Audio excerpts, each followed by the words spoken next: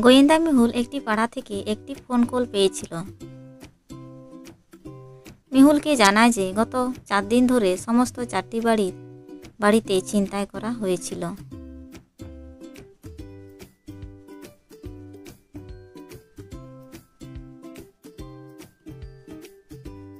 ছিনতাইয়ের বাড়ির লোকেশনগুলি দেখানো হয়।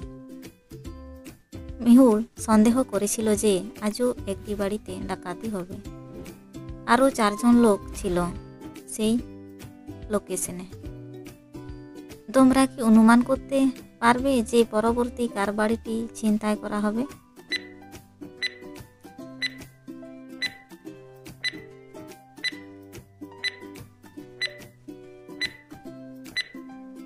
প্রথম ডাকাতি শ্যামের বাড়িতে ছিল।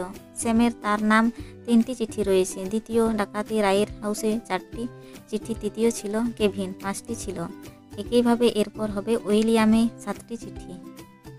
উইলিয়ামের বাড়িতে ডাকাতি হবে।